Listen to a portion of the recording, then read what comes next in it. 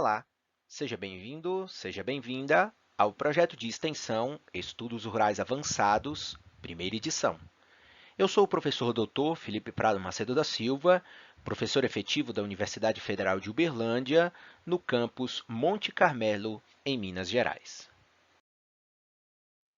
Neste estudo dirigido, vamos trabalhar com a obra O que é Questão Agrária, do professor José Graziano da Silva, editado pela Brasiliense na coleção Primeiros Passos, em 1980. Portanto, é uma obra que já tem cerca de 40 anos, mas dada a relevância do professor Graziano, que foi recentemente diretor da FAO, e dado os seus conhecimentos e a sua relevância nos estudos rurais, é uma obra que precisa ser considerada como fundamental a sua leitura, ainda que seja uma obra resumida, que tem o objetivo de aproximar de maneira simples os leitores das questões ligadas ao campo. Vamos lá? Sendo assim, o que é questão agrária?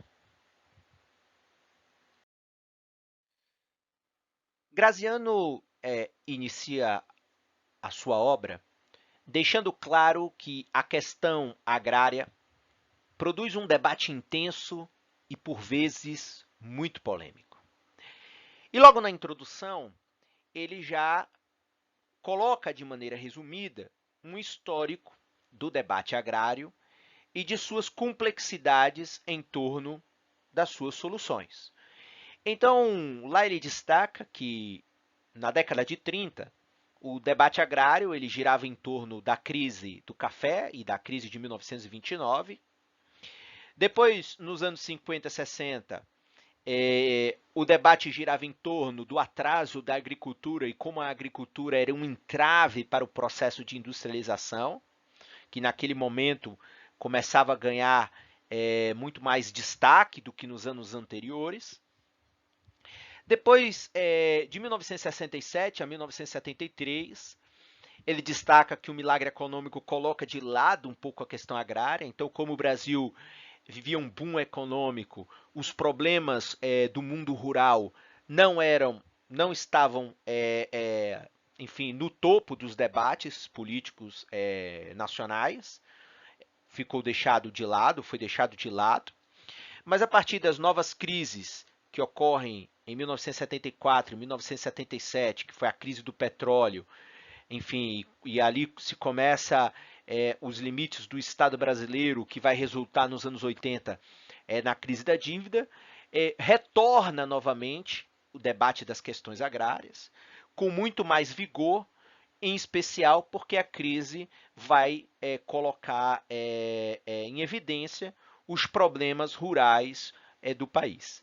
Então veja, o que se destaca na introdução do livro é de que a questão agrária ela sempre esteve presente, ainda que no período do milagre econômico, por exemplo, a questão agrária tenha sido deixada de lado, ou seja, parecia que o campo brasileiro não tinha mais nenhum problema, não tinha mais nenhum conflito, ou, enfim, nenhum problema distributivo, mas ali a questão agrária estava, enfim, ao que dá a entender na introdução, ele ficou adormecido.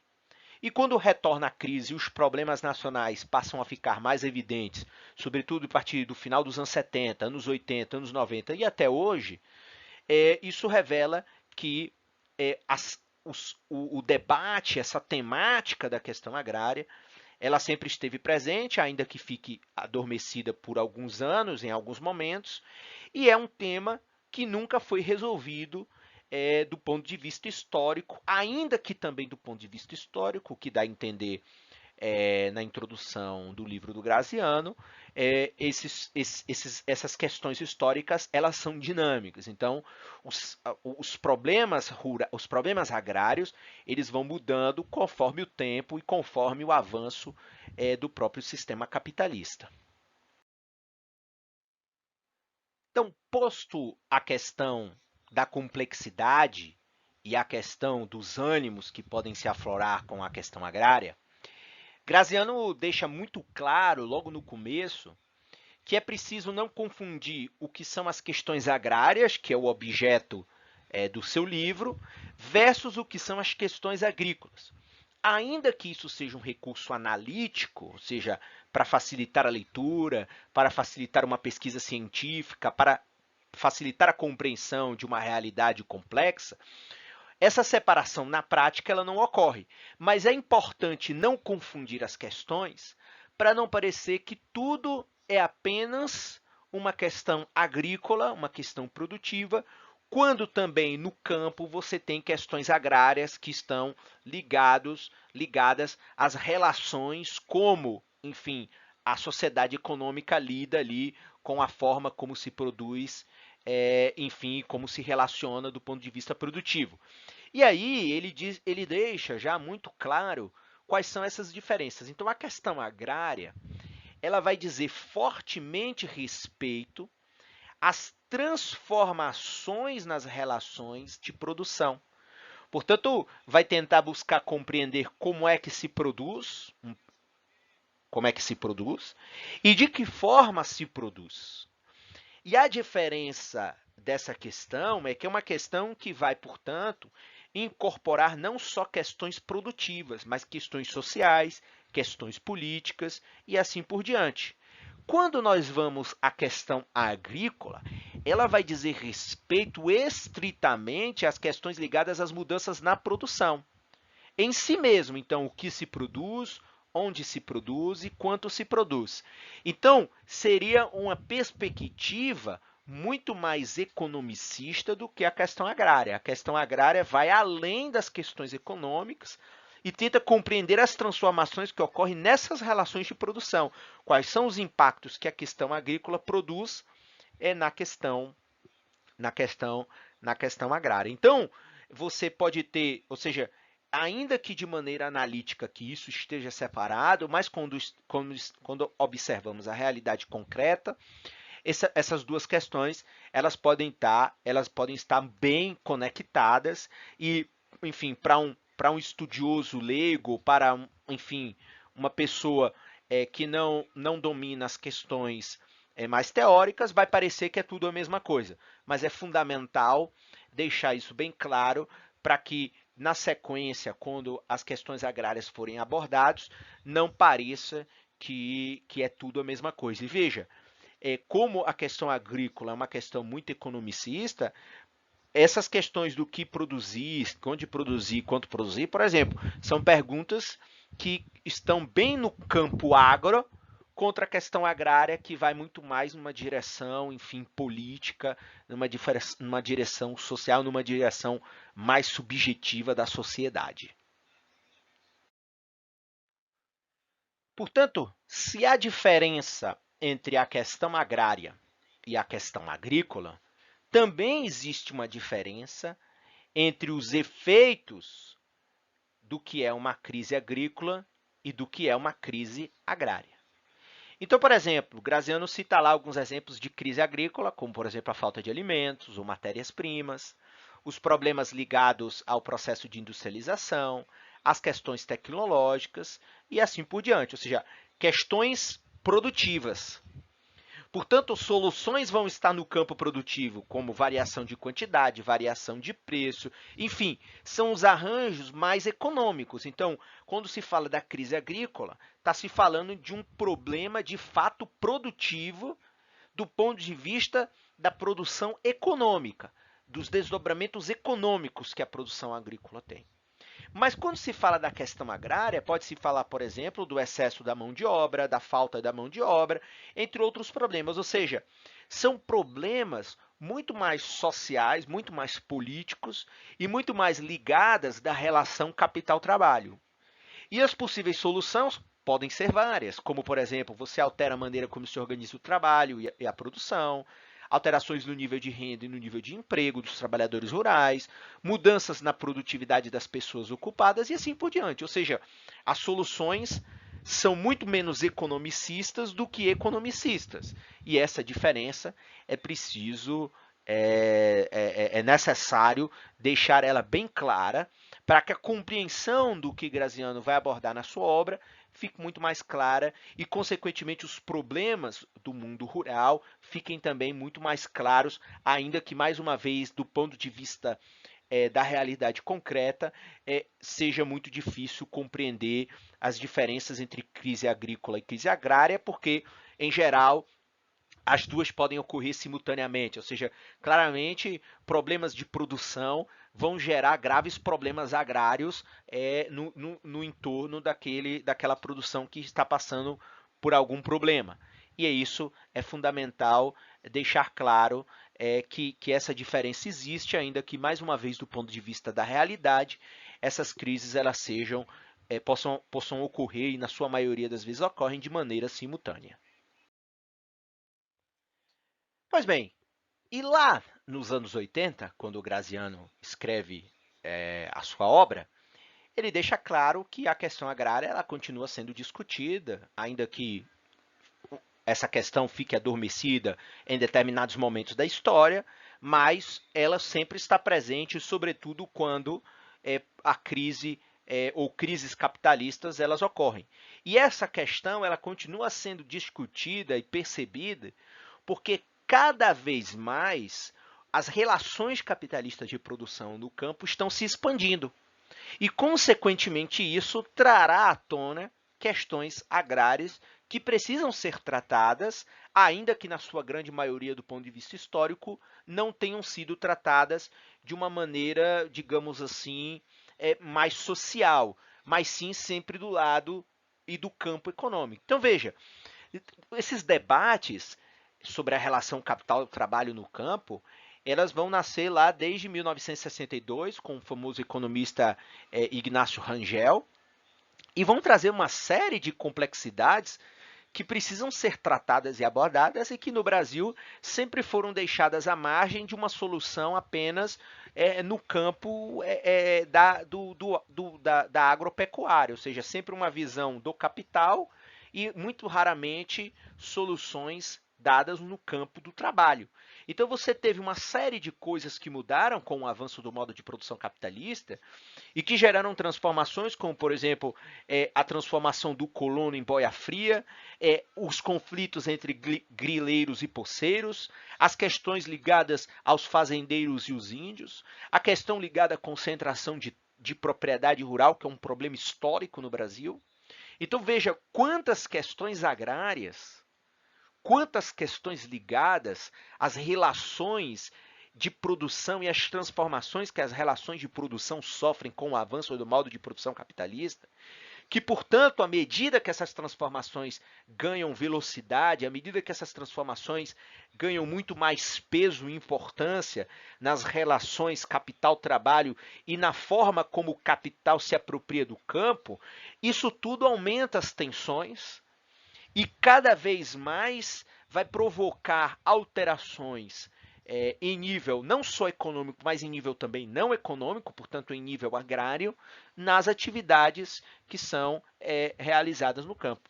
E veja, tudo isso vai ocorrer porque as transformações capitalistas têm um propósito que é aumentar a produtividade do trabalho no campo e buscam o caminho da industrialização ou da fabricação da natureza, como o Graziano sempre coloca, da própria agropecuária. Então, esse é o foco principal, ou seja, é a domesticação da natureza, a fabricação da natureza, a industrialização da produção, com o objetivo de fazer com que a produtividade do trabalho fique cada vez maior e, consequentemente, produza mais retorno, mais lucro à atividade agropecuária. E aí ele cita lá o exemplo da avicultura, né? Ou seja, a diferença entre aquele galinheiro com animais soltos, né? Comendo coisas da natureza, que coloca o ovo no tempo dele, a galinha que põe o ovo quando ela quer, choca quando ela quer, faz tudo dentro do seu processo natural, versus o que se transformou esse campo da avicultura, onde você hoje tem uma fábrica avícola com divisões muito claras das etapas da produção, com a presença de fortemente de maquinário, enfim, onde o animal ele foi ajustado e adequado a um modo de produção cada vez mais intenso, cada vez mais rápido, enfim, onde você hoje tem enfim, uma galinha que coloca de 15 a 20 ovos por mês, dentro de granjas com 10 mil, 50 mil, 100 mil aves, com o objetivo enfim, de fazer uma produção, entre aspas, industrial dos ovos, por exemplo. Então, esse é um exemplo que revela as tensões, as transformações que o capital produz na atividade agrícola de maneira intensa e assim de maneira que é difícil perceber se pode existir um retrocesso nesse grande investimento, nessa intensificação do capital, dos maquinários que vem ocorrendo no setor agropecuário. E para falar dessa questão agrária, como eu falei no início, é um livro bem resumido, bem sintético, de linguagem bem simples, principalmente para quem não é da área rural. Graziano vai dividir a sua obra, portanto, em três seções. Na primeira, ele vai falar sobre o desenvolvimento recente da agricultura brasileira. Depois, ele vai falar dos trabalhadores da agricultura brasileira e sua organização sindical. E depois, ele vai falar da questão agrária hoje, que na verdade é a questão agrária dos anos 80, já que o livro foi escrito há 40 anos atrás. Então, na verdade, ele divide a sua obra nessas três seções com o objetivo de tratar de maneira a fazer com que a questão agrária seja compreensível ou compreendida, enfim, por estudantes ou pela sociedade em geral, já que é um livro de linguagem bem sintética, enfim, e que permite uma introdução a essa temática de maneira bastante adequada. No primeiro capítulo, Desenvolvimento Recente da Agricultura Brasileira, Graziano aborda essa questão em três grandes tópicos: a herança histórica, o diagnóstico da estrutura agrária como obstáculo à industrialização e a questão agrária nos anos 70. Então vamos ver o que cada seção dessa contribui para a compreensão da questão agrária brasileira. Então, nessa questão do desenvolvimento da agricultura brasileira, é fundamental levar em consideração as heranças históricas que nós temos no campo. E, portanto, apesar dos avanços capitalistas na agricultura, apesar da fabricação, entre aspas, da natureza, apesar das novas relações que são constituídas entre o capital e o trabalho no campo, o desenvolvimento da agricultura vai levar em consideração questões particulares que não são levadas quando a gente aborda, por exemplo, a questão do desenvolvimento da indústria. E o principal elemento que precisa ser observado do ponto de vista histórico é a terra, porque a terra é o mais importante meio de produção da agricultura. E como ela não pode ser multiplicada, reproduzida ou, entre aspas, também criada ao livre-arbítrio do homem, é fundamental compreender como ocorre a apropriação histórica da terra. Então, essa compreensão vai ser fundamental para entender quais são os desdobramentos do desenvolvimento da agricultura posteriormente e, inclusive, até os dias atuais. Ou seja, a forma como eu ocupo um meio de produção que não é facilmente reproduzido ou multiplicado como uma matéria-prima qualquer ou como uma máquina, que eu posso produzir quantas máquinas eu quiser, eu posso replicar e reproduzir, enfim, níveis infinitos. A Terra não. A Terra ela tem um limite. Portanto, quem ocupa a Terra primeiro, portanto, quem ocupa historicamente o solo, consequentemente, será parte da resposta, será parte do entendimento para se compreender o desenvolvimento da agricultura, enfim, até os dias atuais. E se a terra, portanto, não é multiplicada, não é reproduzida, a sua ocupação histórica importa, a estrutura agrária, portanto, importa. Então, a propriedade privada da terra, o direito que você tem de ocupar ela, o direito de produzir ou de não produzir, o direito, inclusive, da herança da terra, o direito de impedir que outra pessoa use. Tudo isso é o pano de fundo sobre o qual se desenrola o processo produtivo na agricultura. E é preciso considerar que a estrutura agrária vai dar respostas históricas a como ocorre o desenvolvimento da agricultura brasileira ou de qualquer país que se analise. E veja, essa questão da terra, ela é fundamental para compreender como que o capitalismo se desenvolve na agricultura. E nesse sentido, o sistema capitalista ele vai tentar fabricar novas terras a partir da utilização de novas tecnologias, ou seja, a terra, você tem uma ocupação histórica, eu não fabrico, a estrutura agrária importa, o capitalismo se desenvolve em torno dela, mas mesmo com um cenário, mesmo com uma estrutura agrária favorável ou desfavorável, o sistema capitalista ele vai buscar fabricar, entre aspas, novas terras. Então, por exemplo, um determinado pedaço de solo não pode ser utilizado porque está inundado. Aí você vai lá e faz uma drenagem desse solo. O solo ele é muito duro ou muito seco. Você usa máquinas de correção, irrigação, enfim, você usa outras tecnologias.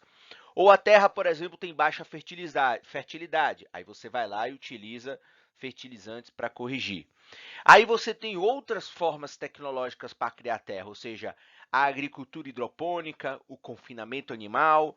Ou seja, tudo isso mostra que, querendo ou não, isso é a resposta à estrutura agrária. Ou seja, eu posso ter uma estrutura agrária que trave o desenvolvimento do capitalismo, ele precisa criar novas terras a partir das tecnologias e, consequentemente, ele fará isso porque ele não quer ficar preso justamente às heranças históricas que um determinado local, uma determinada região, um determinado país podem ter, e isso podem, em última instância, atrasar o desenvolvimento do capitalismo. Então, querendo ou não, o sistema capitalista ele vai buscar superar essa barreira das estruturas agrárias, da forma como a terra ocupa, que em determinados momentos pode ser um atraso ao desenvolvimento capitalista, ou seja, o capitalismo ele vai romper essa barreira, entre aspas, fabricando novas terras, que é o principal meio de produção da agricultura. E aí, em relação ao Brasil, surge a seguinte questão: como foi que ocorreu a ocupação histórica das terras no Brasil? Então veja, o Brasil se forma no início da colonização a partir das doações de grandes extensões de terras a particulares, que são as chamadas sesmarias. Então, o Brasil nasce a partir de uma ocupação baseada num latifúndio, né? Basta a gente se lembrar daqueles mapas que mostravam as divisões, né, das várias capitanias. Vai surgir a partir, ou seja, a terra vai ser ocupada não só no formato de latifúndio, mas um latifúndio ocupado por trabalhadores escravos, e dentro de um modelo produtivo visando a agroexportação. Só que somado a isso, dentro das propriedades que originam a formação da agricultura brasileira, além de você ter o produto principal, que é o produto que você exporta, você dentro da propriedade, você também trabalhava em torno da produção de alimentos de subsistência, com o objetivo justamente de dar autossustentabilidade àquela propriedade rural, ou seja, a propriedade era autossustentável no fornecimento de alimentos, enfim, de equipamentos e de uma série de outras coisas. Então, a propriedade rural vai ser formada a partir desses 3 grandes ou 4 grandes pilares, que é o latifúndio, o sistema escravista, o modelo agroexportador e as atividades de subsistência.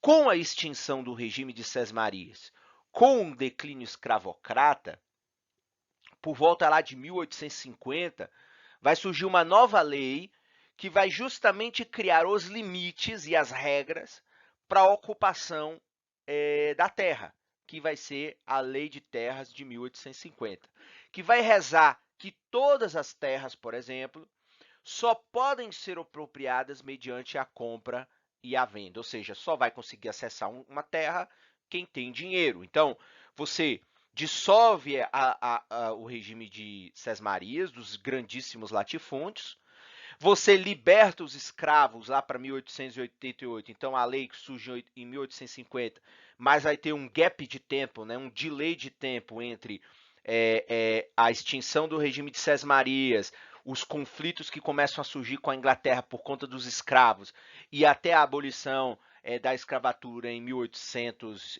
no final já 1888, o que acontece? Nesse período em que você já está tendo uma modificação na estrutura de ocupação da terra, que você está tendo uma modificação na estrutura do modelo escravista, você agora precisa criar regras para que a terra não esteja disponível para todos. Ou seja, a terra precisa ter regras para se ocupar, dado que ela é um meio de produção fundamental para as atividades agrícolas, ela não pode ser acessível a todos por uma série de razões.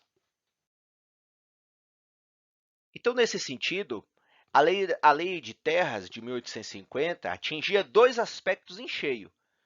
Então, ela, primeiro, restringia o acesso às terras apenas a quem tivesse dinheiro para comprá-las.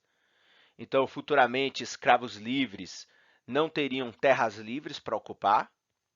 Ok? Então, ou seja, qual que seria o propósito se houvessem homens livres com terras livres? Ninguém iria vender a sua força de trabalho, por exemplo, nos latifúndios. Então, esse era o primeiro aspecto que a lei de terras a restringia.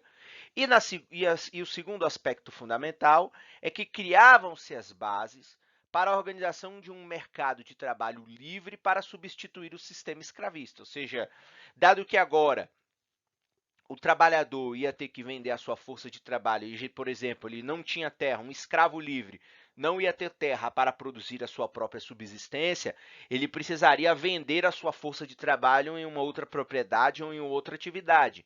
E, consequentemente, isso criaria um mercado de trabalho livre, consequentemente também um mercado consumidor, e isso faria com que o capitalismo avançasse a partir de bases agrícolas. Então, essa era uma ideia, esse era o propósito que a Lei de Terras tinha.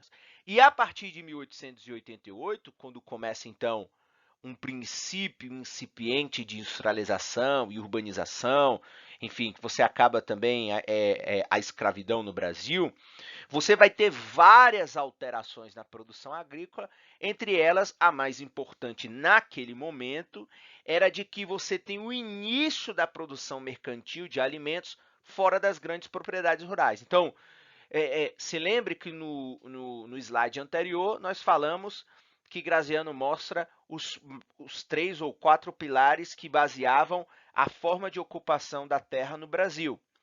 E uma dessas questões que era a subsistência, ou seja, uma grande propriedade, por exemplo, um grande latifúndio de cana, que exportava cana, exportava açúcar para a Europa, essa grande propriedade, ela produzia ali dentro os próprios alimentos.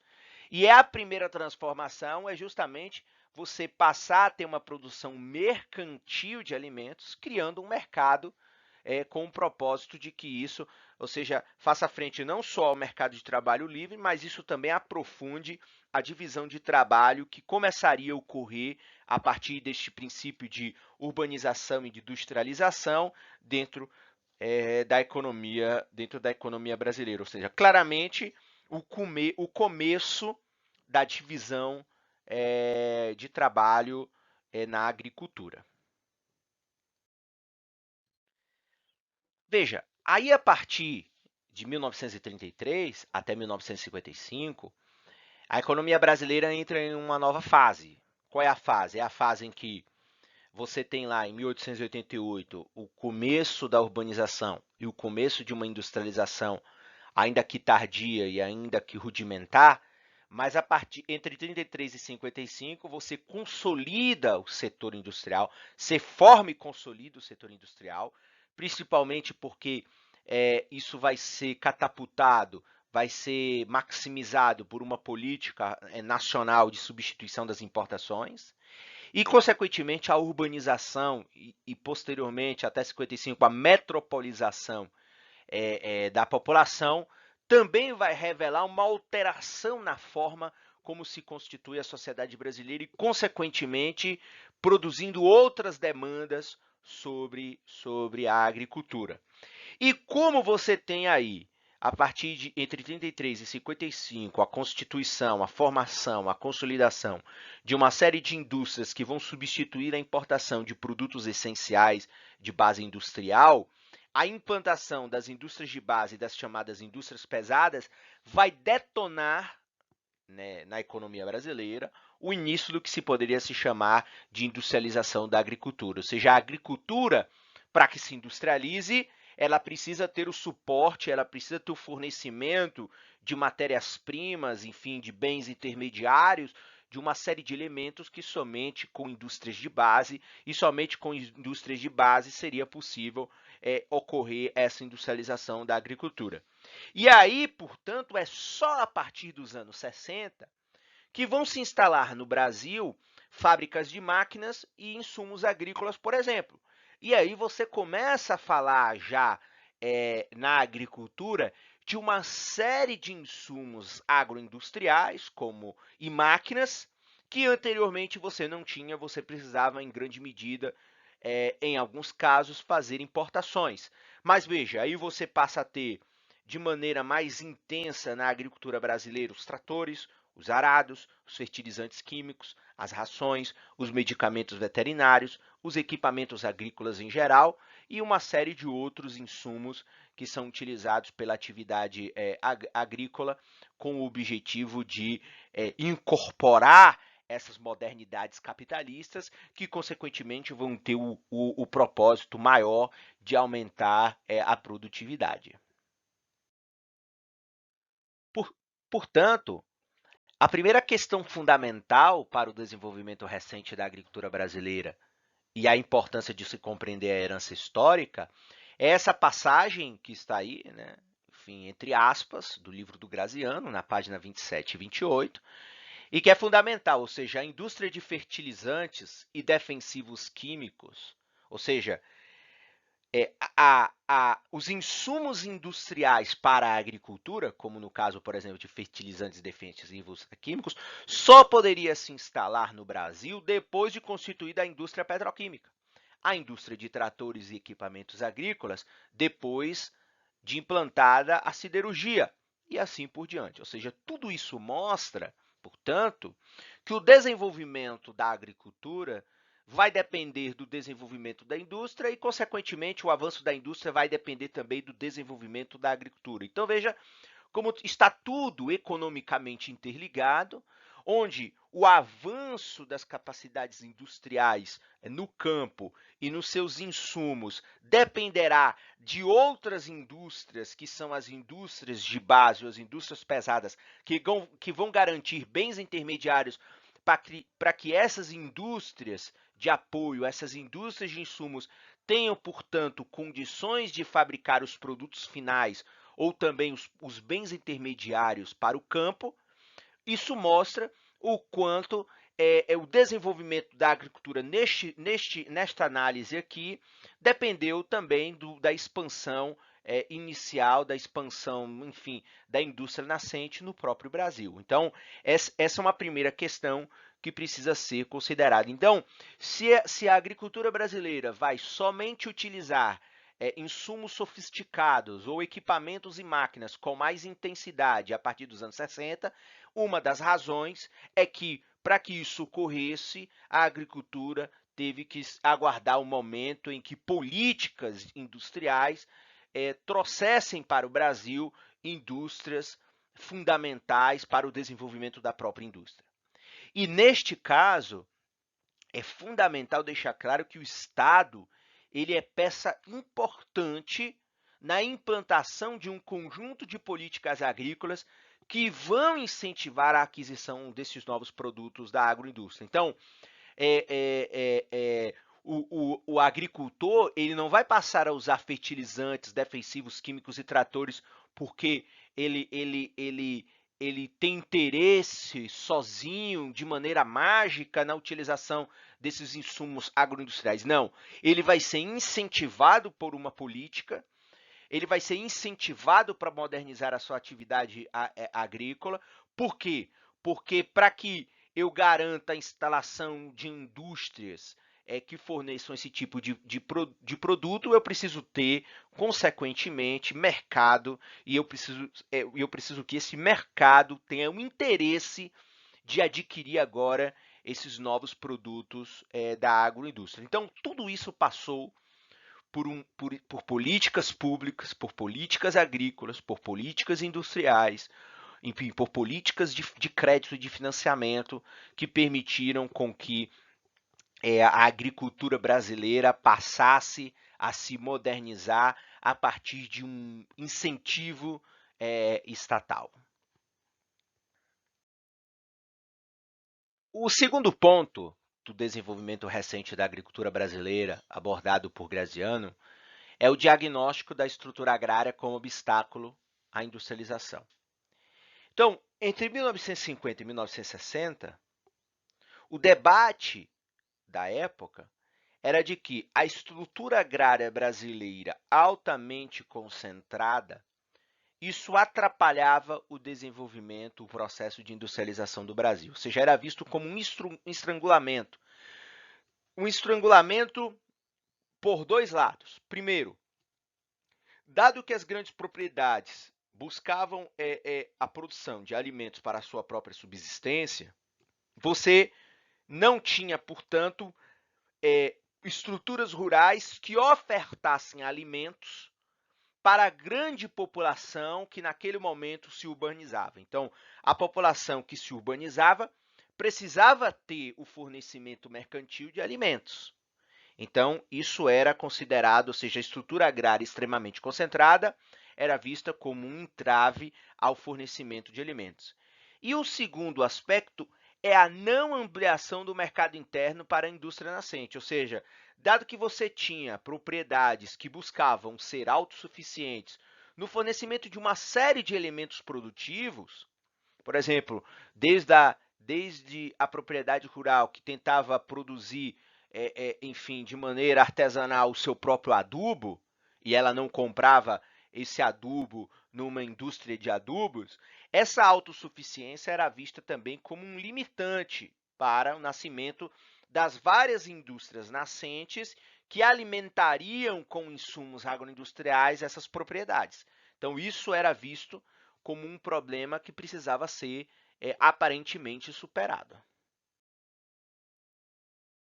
E nesse sentido, portanto, a agricultura ela não era um mercado para o setor industrial, ou seja, se eu tenho propriedades, grandes propriedades que são autossuficientes, elas não vão comprar nada da indústria. Então, isso seria um entrave, um ponto de estrangulamento para o processo de industrialização, ou seja, para a continuidade do processo de industrialização ou para a própria criação de indústrias que fossem capazes de fornecer esses insumos agroindustriais. Porém, Graziano deixa claro que na realidade, ainda que esse diagnóstico fosse um diagnóstico comum da época, o fato é que a estrutura agrária concentrada ela não impediu, em grande medida, o avanço do próprio sistema capitalista. Portanto, ocorreram transformações internas que viabilizaram dois aspectos fundamentais. Primeiro, ou seja, mesmo com a estrutura agrária concentrada, ocorreu um aumento da oferta de matérias-primas e alimentos para o mercado interno sem comprometer o setor agroexportador. Então, isso é fundamental, ou seja, na realidade, mesmo com as grandes propriedades, o fornecimento mercantil de alimentos ele aconteceu, isso sem atrapalhar os produtos agroexportadores da época. E a agricultura, ela vai se conectar a vários circuitos globais que não apenas vão transformá-la como compradora de bens de consumos industriais, como também houve a industrialização da agricultura. Ou seja, o fato da agricultura brasileira passar a fornecer produtos dentro de um circuito global em que exige produtividade, eficiência, qualidade, por aí vai, mesmo naquele tempo, então você passa a incorporar à sua produção bens de consumos industriais e passa a industrializar a sua própria atividade agrícola. Então, você vai fazer a modernização via demanda. Então, por conta de uma demanda diferente que eu tenho, eu vou fazer agora essa transformação da minha atividade agrícola. Ou seja, essas duas questões não romperam, esses dois avanços, essas duas transformações na agricultura brasileira, elas não romperam e não acabaram com a estrutura agrária concentrada. E aí, em vista disso, Graziano coloca neste capítulo, nessa segunda seção do primeiro capítulo, ele vai fazer então um panorama e vai identificar um movimento interessante na questão das estruturas agrárias. Então, de 61 a 67, há um grande aumento generalizado de todos os tamanhos de propriedade. Então, esse é um período de crise. De 67 a 72, aumenta o número de grandes propriedades, ou seja, as pequenas são encolhidas pelas grandes. Ou seja, no momento do milagre econômico, no momento em que a economia está em expansão, enfim, está em crescimento, consequentemente, as grandes propriedades se sentem com menos riscos e, consequentemente, vão incorporando ou vão apequenando as pequenas propriedades. E de 72 a 76, a expansão da fronteira agrícola na Amazônia Legal aumenta as pequenas propriedades, mas também cresce as grandes, principalmente ligadas às empresas multinacionais que passam a ocupar também a agricultura brasileira. Então, veja, no momento de crise, aumentam todos os tamanhos de propriedade. No momento de expansão econômica, aumentam vertiginosamente as grandes propriedades. E no caso da expansão agrícola, no caso aqui para a Amazônia Legal de 72 a 76, você tem a expansão de vários tamanhos de propriedade, sendo que nas grandes você tem agora a ocupação de grandes multinacionais ligadas ao setor do agronegócio. Então, essa é uma percepção que Graziano deixa clara e é bem interessante. E aí fica já aqui um primeiro diagnóstico sobre essa questão das estruturas agrárias. Ou seja, quando você tem uma subida do ciclo econômico em expansão, as pequenas propriedades elas são engolidas pelas grandes propriedades, ou seja, provavelmente as grandes propriedades fazem mais aquisições de pequenas propriedades, ou seja, incorporam terras, e vão também, em alguma medida, empurrar essas pequenas propriedades para a fronteira. Então, eu estou numa região promissora, eu sou um grande proprietário, eu começo a comprar as terras dos meus vizinhos e, consequentemente, se eles quiserem continuar na atividade agrícola, eles vão ter que pegar o que eu paguei pela terra deles e vão ter que ir para as novas fronteiras agrícolas, para lugares que estão iniciando a atividade agrícola. E quando você tem um descenso do ciclo, quando você tem a economia em crise ou em depressão, as pequenas propriedades elas aumentam, mesmo nas regiões tidas como desenvolvidas e com estrutura agrária consolidada, ou seja, claramente mostrando que num momento de crise, os grandes produtores, eles para minimizarem os seus riscos, eles podem inclusive se desfazer de suas terras aos pedaços, ou seja, agora, em vez de eu comprar as terras dos meus vizinhos, como tem uma crise, eu pego a minha terra, talvez possa redividi-la e tentar vender para esses vários vizinhos. Então, eu fragmento a terra no momento de crise. Mas veja, que é uma coisa que Graziano chama atenção. Mesmo com essa percepção desse movimento em momentos de expansão econômica, aumentam as grandes, em momento de crise econômica, as pequenas propriedades voltam a se expandir. No ciclo histórico da estrutura agrária brasileira, a grande propriedade no Brasil sempre vem crescendo a taxas superiores às das pequenas. E por isso que, se a gente vier agora para o século XXI, nós vamos ainda identificar que a estrutura agrária no Brasil é altamente concentrada, o que vai revelar, consequentemente, que, ainda que as pequenas propriedades também cresçam em alguns momentos, elas crescem bem menos do que as grandes propriedades rurais. Outra questão que Graziano deixa muito claro, enfim, neste primeiro capítulo, é de que a agricultura brasileira, depois de 1960, mostrou um claro processo de diferenciação entre as grandes regiões. E aí ele concluiu que não se pode hoje, né, naquele momento, e hoje também, né, enfim, no século XXI, falar, se não abstratamente, numa agricultura brasileira, porque a agricultura brasileira tem tantas diferenciações, ou seja, a estrutura da agricultura brasileira é tão diferente nas regiões que é difícil dizer que a agricultura brasileira, enfim, ela está funcionando, ou ela funciona, ou ela se desenvolveu dentro dos mesmos padrões. Então veja, você tem no centro-sul do Brasil uma agricultura que se moderniza e incorpora insumos industriais naquele momento. Você tem o Nordeste que permanece sem grandes alterações fundamentais no conjunto da sua agropecuária. Então permanece uma agricultura atrasada. E você tem a Amazônia, que é uma zona, naquele momento, era uma zona de expansão da fronteira agrícola. Então são pelo menos 3 regiões que mostram 3 tipos de agricultura brasileira que se desenvolvem de maneira, enfim, heterogênea e que, consequentemente, vão demandar do poder público, por exemplo, políticas que são completamente diferentes, inclusive integrações completamente diferentes. E, consequentemente, essas 3 regiões vão ter questões agrárias completamente diferentes. Uma, por exemplo, o Centro-Sul supera determinada questão agrária e lida com a nova questão agrária, enquanto o Nordeste permanece numa questão agrária que o Centro-Sul já superou. Então, isso mostra a diversidade e a complexidade da agricultura brasileira.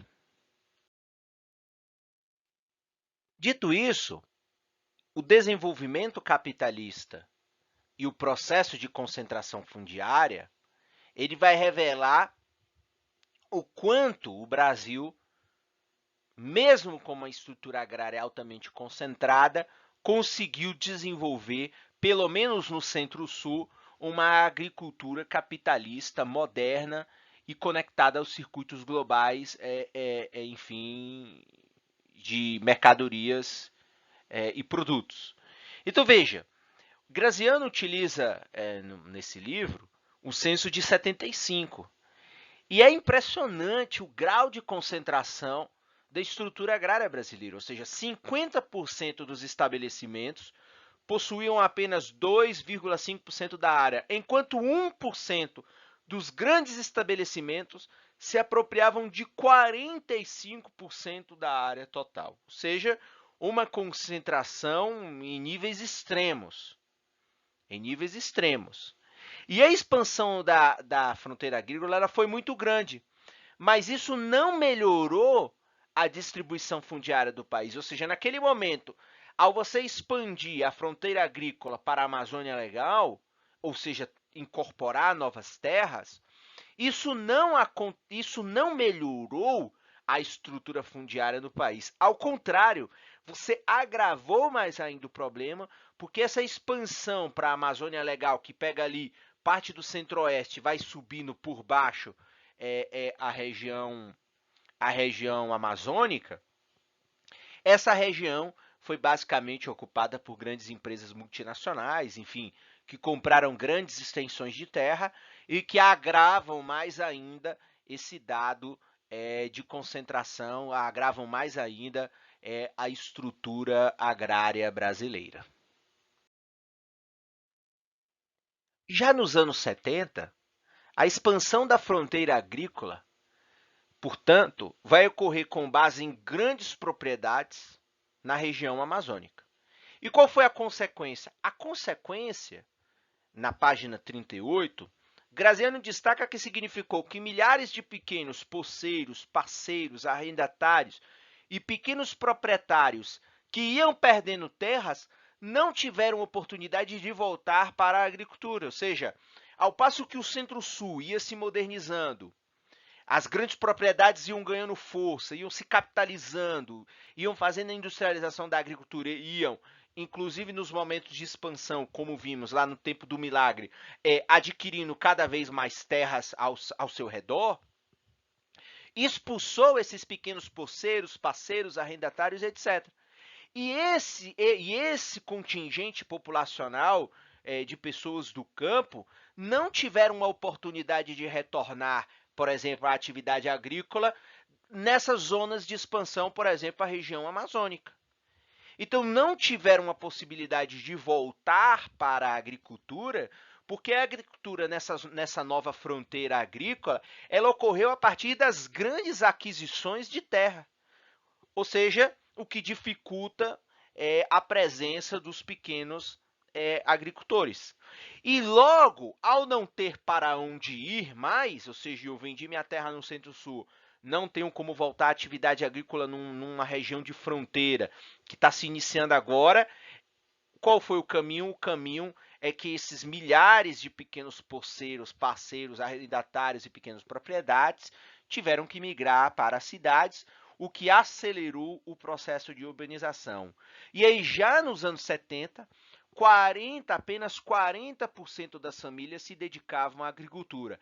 10 anos antes, por volta de 1960, 1955, esse número era de aproximadamente 60%. Ou seja, em questão de 10 a 15 anos, cerca de 20% das famílias que viviam da agricultura migraram para as cidades, o que favoreceu mais uma vez a ampliação do mercado interno para a indústria em todos os sentidos. Ou seja, a partir do momento em que as pessoas migram para a cidade, elas precisam ter o abastecimento, né, dos mercados mercantis de alimentos, elas precisam ter uma série de outros produtos industriais que antes talvez elas faziam de maneira artesanal na sua propriedade e agora elas precisam comprar.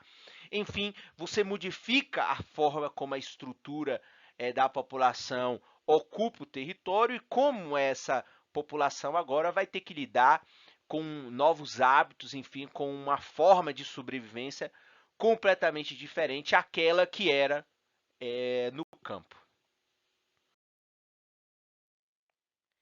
Então, todas essas transformações na economia e na sociedade brasileira, consequentemente transformaram e pressionaram a agricultura, a atividade agrícola, a continuarem realizando expansões do ponto de vista a se capitalizarem, do ponto de vista a se industrializarem cada vez mais. E aí, duas alterações são pontuadas neste aspecto. Primeiro, você passa a ter a especialização da produção, então um foco na produção mercantil.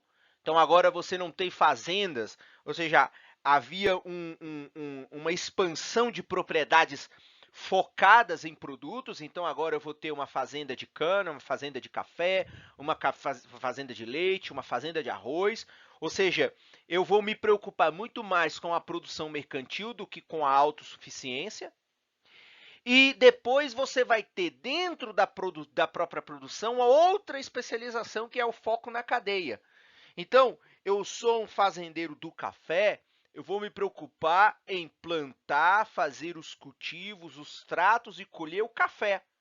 E vou passar a comprar todos os insumos industriais do café, todos os produtos agrícolas ligados à cadeia produtiva da agricultura e do café em outras indústrias. Então agora eu tenho um foco na cadeia, e aí eu passo, por exemplo, a comprar insumos industriais. Então, em vez de eu fazer o adubo na minha propriedade, eu compro o adubo da indústria de adubos. Eu compro a máquina da indústria de máquinas. Então, aí você vai ter o surgimento de novos ramos que não é necessariamente um ramo agrícola, mas é o ramo do insumo químico, é o ramo do maquinário, é o ramo, enfim, de outras tecnologias que vão permitir com que eu, dentro da minha propriedade, eu me especialize cada vez mais em uma etapa da produção. Ou seja, eu tenho o foco na produção e depois o foco dentro da cadeia de produção. Portanto, esse processo de especialização faz com que a própria industrialização crie o mercado que ela mesma necessitava para a sua expansão. Então, de um lado eu tenho uma nova fronteira agrícola, então mais propriedades para comprar. Eu tenho o processo de urbanização que exige que existam cada vez mais produções mercantis de alimentos e, portanto, uma propriedade não tem mais por que produzir alimentos para sua autossuficiência, então eu crio propriedades focadas em produtos agroexportadores, mas também propriedades focadas em produtos do gênero alimentício para cidades e para outras propriedades.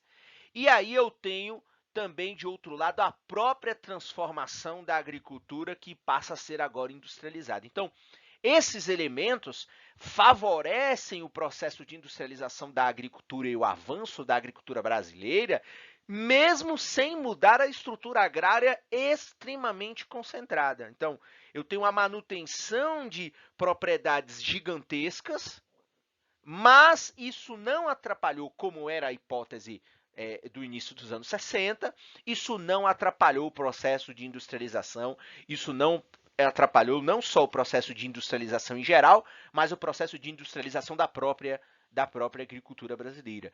E o processo de especialização vai revelando o quanto o capital ele vai adentrando a atividade agrícola e fazendo com que ela tenha elementos, características do que já ocorria dentro de uma indústria naturalmente. Especialização, divisão, foco produtivo, foco em produtividade, foco em qualidade, incorporação cada vez mais de elementos industriais, ou seja, entre aspas, mais uma vez, a fabricação da natureza, ou seja, o capital começa a cercar a atividade agrícola de uma maneira a transformá-lo numa atividade rentável e com o menor risco possível.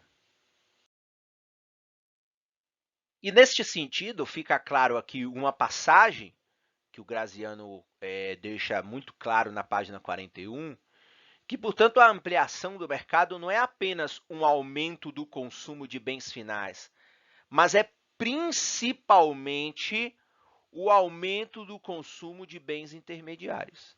Então, não é só aumentar a quantidade de café produzido, de cana, de leite, de arroz, de soja, de milho, não. É aumentar a produção de bens intermediários antes da produção do milho, antes da produção da soja, antes da produção da carne. Ou seja, é a quantidade de produtos que abastecem a propriedade rural que vão fazer com que exista um crescimento e um avanço da atividade capitalista na agricultura.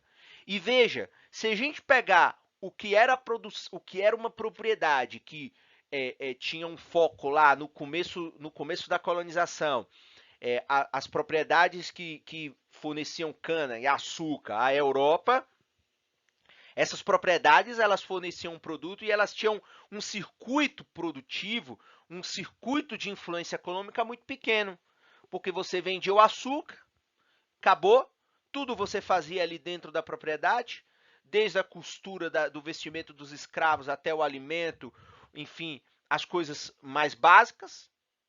E agora, se você pegar a propriedade moderna, não. A propriedade moderna ela alimenta um sem número de indústrias, ela alimenta um sem número de outros bens intermediários que ela precisa para executar sua atividade agroindustrial e, consequentemente, isso faz com que o capitalismo avance não só pelo aumento de bens finais, mas especialmente pelo aumento dos chamados bens intermediários, ou seja, aqueles bens que vão formar e vão fazer parte do processo produtivo que em seguida constituirá o bem final.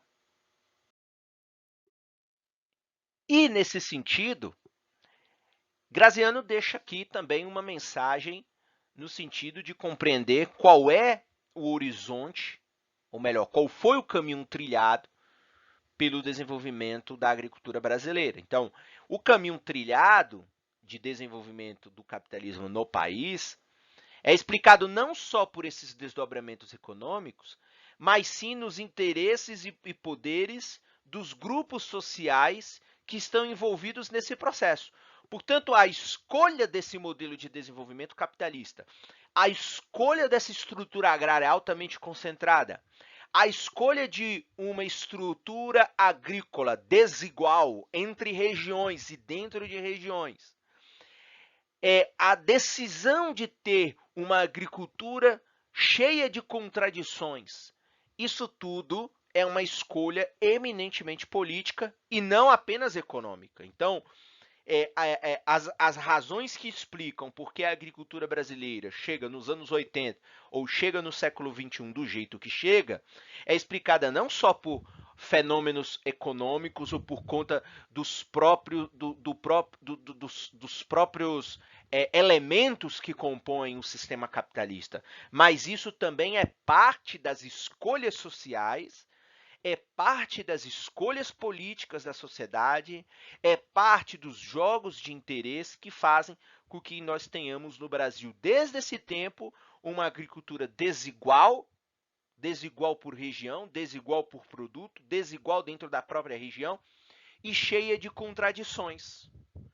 Por si só, cheia de contradições. E na última parte desse primeiro capítulo, Graziano foca aí a questão agrária nos anos 70. Então, relembrando, é um livro que ele vai escrever nos anos 80. Então, ele está aí fazendo um panorama do que era a questão agrária nos anos 70. E aí, veja, ele relembra que determinadas maneiras de resolver a questão agrícola podem acabar agravando os problemas que dizem respeito à questão agrária. Então, lembrando que no começo, na introdução, nós falamos que há uma diferença entre o que é uma questão agrária e o que é uma questão agrícola. Então, às vezes, ao resolver uma questão produtiva agrícola, você acaba agravando outras questões, que são as chamadas questões agrárias. Então, veja, a rápida industrialização da agricultura brasileira, portanto, uma questão agrícola, uma questão produtiva, a partir dos anos 60, agravou a miséria de expressivos contingentes populacionais, ou seja, ao lado de ilhas de riqueza do mundo rural, você produziu mares de pobreza populacional, expulsou milhares de habitantes e vários contingentes populacionais dos espaços rurais, migrando para os espaços urbanos, portanto, essa questão agrária. Então, você solucionou a questão agrícola, não faltou alimento, não faltou produção, não faltou produto para exportação, mas você produziu, do ponto de vista agrário, um grave problema social e político, que foi a produção e a manutenção de uma miséria monumental no campo e, em outras medidas, também expulsou populações para o meio urbano, criando problemas também para o meio urbano. E aí, nesse sentido da questão agrária dos anos 70, Graziano trabalha aí com três elementos. Então, ocorreu nesse momento o fechamento das fronteiras agrícolas, a modernização acelerada do centro-sul do país e a forte presença do capitalismo monopolista no campo. Então, essas três questões é que vão responder como a questão agrícola foi resolvida, mas como a questão agrária, os seus problemas foram maximizados e se constituíram em problemas sociais de magnitude nacional.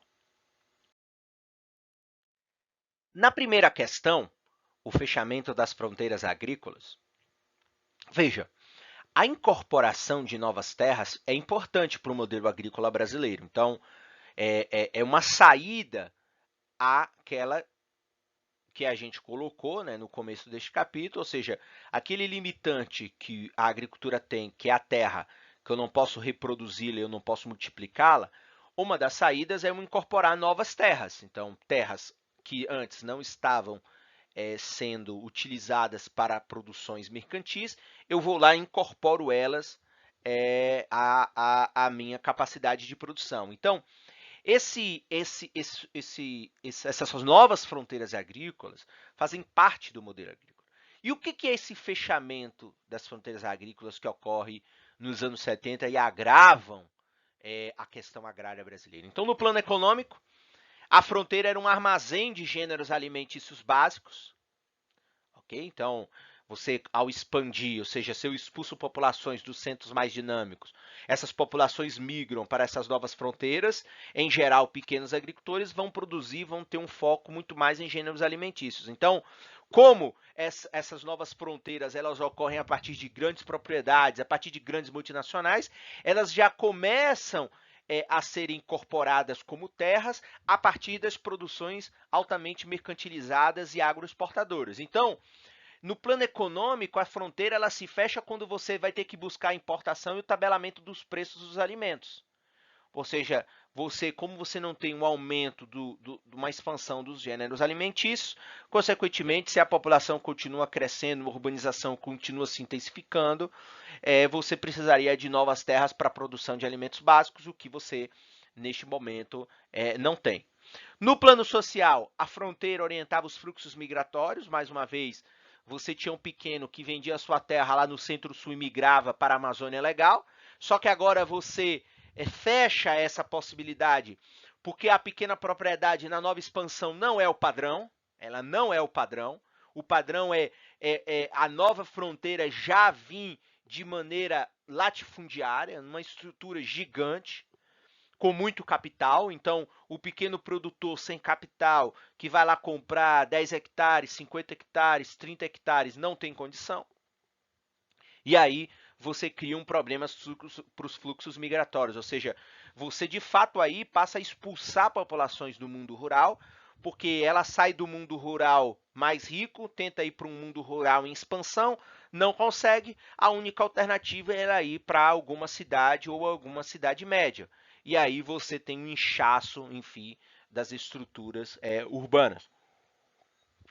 E no plano político, a fronteira é o escape das tensões sociais.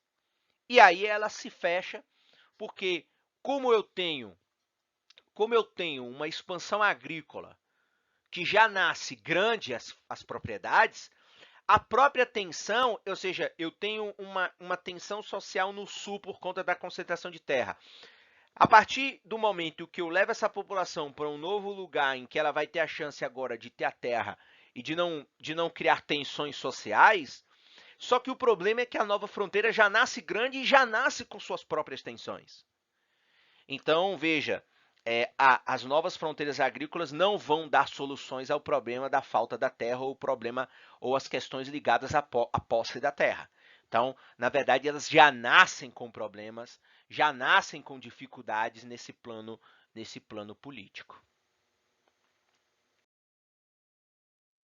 Portanto, o fechamento da fronteira agrícola não tem a ver com o sentido de utilização do solo, mas tem a ver com a forma como esse espaço ele passa a ser ocupado, do qual não há mais oportunidade para pequenos produtores de subsistência, ou enfim, ou pequenos agricultores familiares. Então, os novos espaços, as novas terras que a agricultura incorpora, não vão incorporar e não vão se estruturar a partir da produção dos pequenos. Vão se estruturar a partir da produção dos grandes, da produção dos capitalizados, da produção das multinacionais, enfim, esse é o modelo produzido nos anos 70 e que, consequentemente, agrava a questão agrária, agrava a questão agrária do ponto de vista social, do ponto de vista político, enfim, de uma maneira assim, enfim, muito forte nesse período por conta justamente das transformações que a agricultura sofre. A segunda questão agrária nos anos 70 é a modernização acelerada do centro-sul do país. E aí Graziano deixa muito claro, como é muito comum, enfim, no próprio desenvolvimento do sistema capitalista, a modernização do centro-sul ela não é completa. É parcial em vários produtos e em várias regiões, ou seja, há uma assimetria brutal na modernização da agricultura no próprio Centro-Sul, que é o centro mais dinâmico, entre os vários produtos, entre as várias regiões e dentro da própria região, porque dentro do próprio Centro-Sul nem tudo se moderniza. Então, você tem essas assimetrias dentro desse avanço do desenvolvimento da agricultura brasileira. Nesse sentido, algumas questões ligadas à modernização do Centro-Sul do Brasil são fundamentais para entender aí quais são as questões agrárias que vão se agravar ainda mais nos anos 70. A primeira questão é justamente o aumento das disparidades regionais, ou seja, ao passo que eu tenho a região Centro-Sul se industrializando cada vez mais, ou seja, a atividade agrícola incorporando vários insumos industriais, enfim, maquinário e etc., você vai fazer com que o Centro-Sul do Brasil, do ponto de vista agrícola, fique cada vez mais distante do atraso das regiões Nordeste, enfim, da Amazônia Legal e assim por diante. Ou seja, você está distanciando cada vez mais o desenvolvimento econômico e social das regiões. Outra questão que vai surgir também com essa modernização do Centro-Sul é de que você vai ter dentro da própria região uma diferença entre culturas que se modernizam e outras que permanecem atrasadas. Então, aquelas monoculturas baseadas em tecnologia, que incorporam maquinários, que exportam, que são feitas em grandes propriedades rurais, essas culturas vão se modernizar, vão se avançar e vão se industrializar. Mas aquelas que não estão nos grandes circuitos globais de valor, elas não vão se modernizar. Portanto, você aumenta a distância também entre as culturas dentro da própria agricultura e dentro da própria pecuária. Outra questão fundamental, e aí de gravíssimo, enfim, uma situação em que maximiza os problemas da questão agrária, enfim, algo extremamente grave do ponto de vista social, é a sazonalidade do trabalho agrícola. Então, agora, com as modernizações, o trabalhador agrícola, por conta dessa modernização que não atinge todas as fases do ciclo produtivo, se concentra agora em algumas etapas, como, por exemplo, a colheita, o trabalhador agora ele não vai ser mais empregado por 12 meses, ele vai ser empregado por 3, 4, 5, 6 meses. E isso faz com que a sua renda piore, porque ele terá vários meses do ano do qual ele não terá renda, a renda rural será zero. Isso faz com que, portanto, parte dessa população migre, né? O êxodo rural ele vai aumentar, porque como eu não posso ficar empregado durante todo o ano em determinada atividade rural, eu vou migrar em busca de uma renda muito mais estável, de uma renda permanente durante os meses do ano. E, consequentemente, aqueles que vão ficando ou aqueles que vão, enfim, mesclando entre renda rural e renda urbana, você vai ter um aumento do subemprego brutal e um aumento do desemprego aberto rural, enfim, em níveis jamais vistos até aquele momento. Então, veja, esses são problemas agrários que são agravados por conta da modernização, por conta de uma modernização desigual, por conta de uma modernização parcial em algumas, enfim, em algumas culturas e em algumas partes do país. Outra questão que Graziano também aponta é o seguinte: os salários rurais eles passam a se equipar aos salários urbanos de baixa qualificação, por exemplo, é muito comum se equiparar o salário rural ao salário de um trabalhador da construção civil. Então, veja, isso é bom de um lado, porque você segura o pico da demanda. Então, se eu tenho um momento de colheita em que eu preciso de muitos trabalhadores e faltam trabalhadores, mesmo que falte, eu vou ainda oferecer o salário urbano, ou seja, esse salário ele tem um limite nesse ponto, né? Ou seja, a atividade agrícola não ficará à mercê do aumento de salários rurais por conta da falta de trabalhadores. Mas isso cria dificuldades para certas culturas, porque vai aumentar o subemprego, ou seja, dado que em algumas culturas os salários urbanos eles são relativamente caros, eu vou fazer com que esse trabalhador ele seja empregado em menos tempo, ou ele seja subempregado, enfim, você vai, ou seja, socialmente você terá arranjos fora dos arranjos legais do mundo do trabalho. Então, veja, cria de um lado um ponto positivo, mas cria de outro um grande ponto negativo que faz com que as condições sociais de renda, de emprego no campo fiquem cada vez piores, ao passo que o avanço do modo de produção capitalista vai ganhando força no mundo rural. E para finalizar nesse ponto, uma coisa que Graziano deixa claro que é fundamental a gente considerar é que toda essa modernização, ainda que parcial, ela vai acontecer graças à ação do Estado. Por isso que fica cada vez mais claro que a opção do projeto de desenvolvimento é uma opção política, ou seja, ao passo que a sociedade escolhe um projeto de desenvolvimento capitalista, um processo de modernização da agricultura do tipo tal, do tipo A, do tipo B, do tipo Z, isso passa não só pelas escolhas econômicas, mas vai passar por as questões políticas. E vai passar por questões políticas mais ainda, porque tudo isso terá a mão do Estado. Então, dado que era um período, no caso dos anos 70, um período em que o regime militar ele dominava a política e, consequentemente, o projeto de desenvolvimento nacional da época exigia a ação do Estado, veja como tudo o que aconteceu nesse período foi uma ação do Estado, foi uma influência do Estado, o Estado fez com que toda essa modernização ela fosse possível. E o último ponto, que agrava as questões agrárias nos anos 70, deve-se aí a uma transformação de caráter capitalista, que é a forte presença do capitalismo monopolista no campo.